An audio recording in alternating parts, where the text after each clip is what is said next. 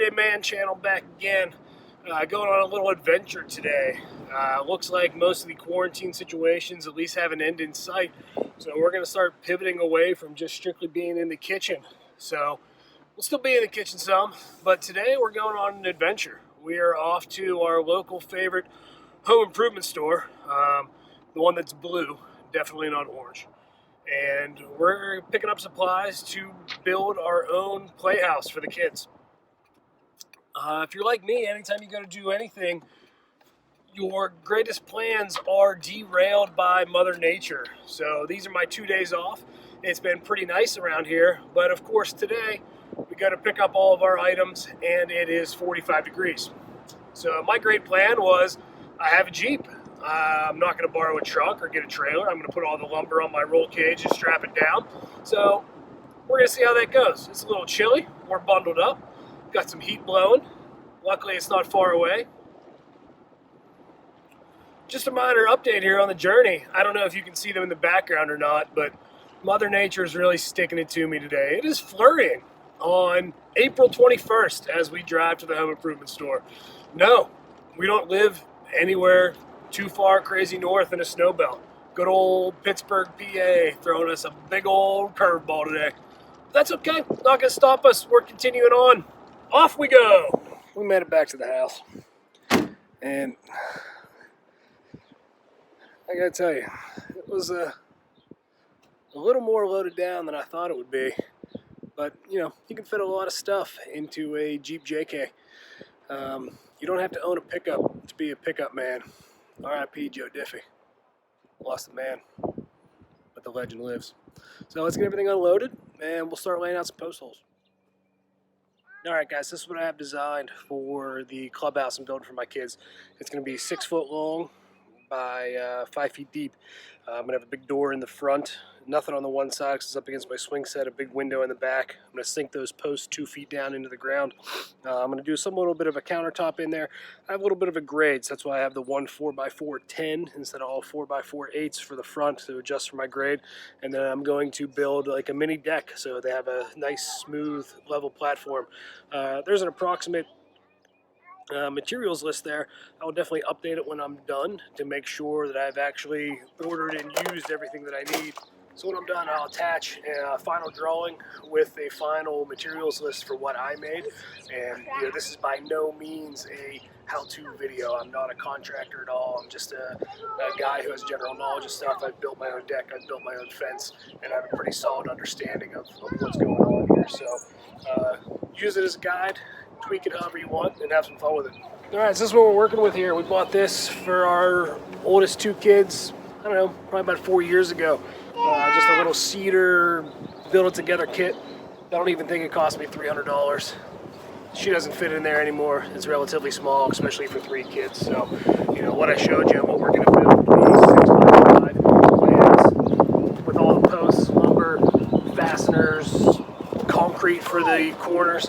I think I'm all in at about 370 bucks. It's going to be much better than this thing here. So first thing you're going to need is a couple stakes.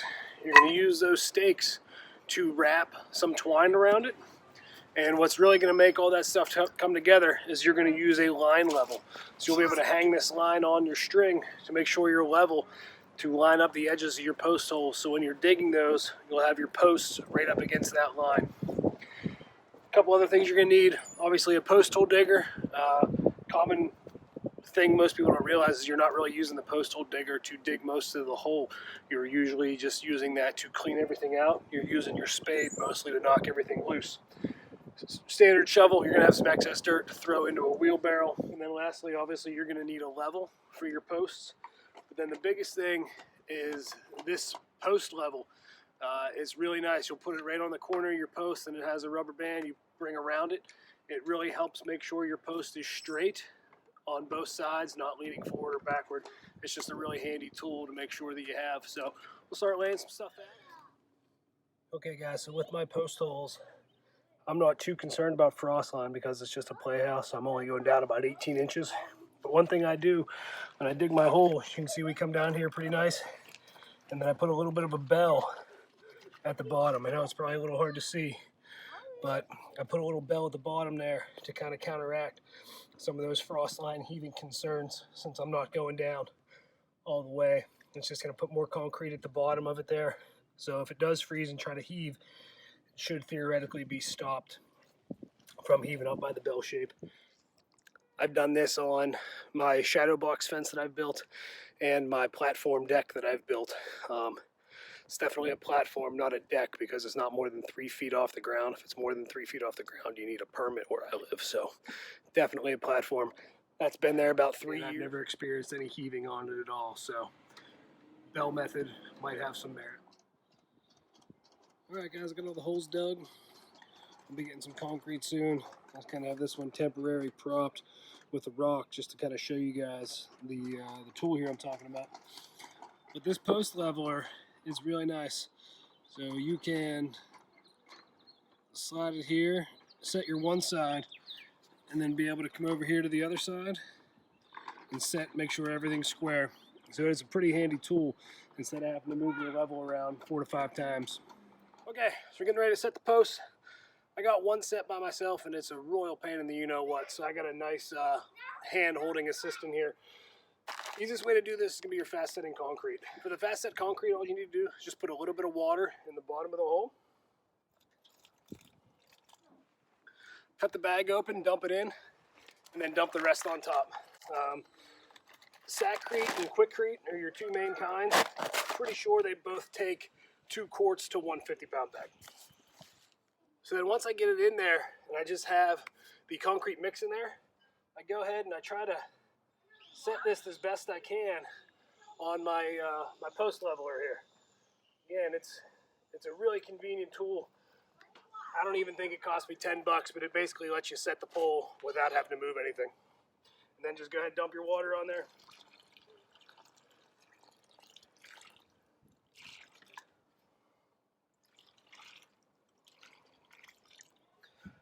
I always stop a little bit short with the water, and then just go ahead and get a spade or get a stake and just try to work it in.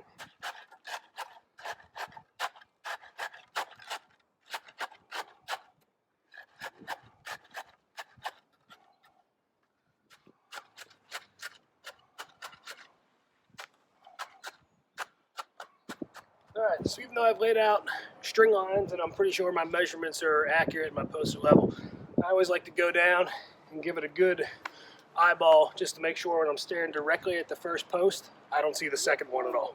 Even though I got my pole leveler, I always go back to Old Reliable for one last check. One advantage using the fast set concrete is you don't need to create any bracing. If we were using traditional concrete, we could have a couple of 2x4 braces screwed into that and then staked down into the ground. Fast set concrete takes about 15 minutes. I still let it cure overnight before I attach anything to it. So let's sit those last 2 posts, go in, crack a few, and wait for tomorrow.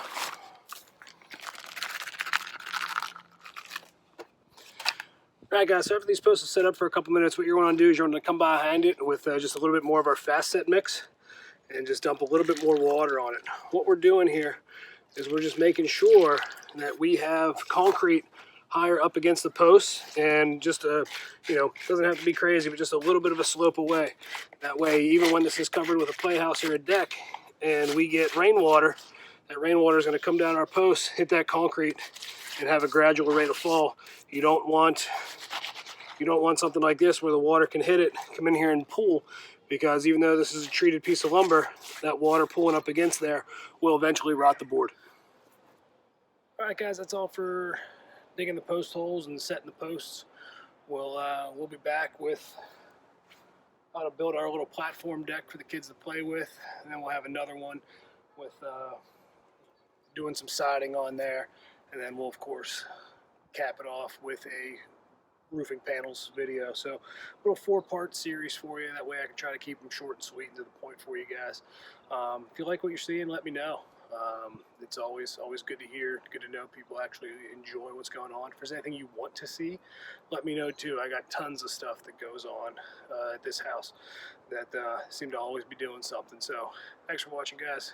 Kick a few back, and we'll be back next week with part 2. Thanks.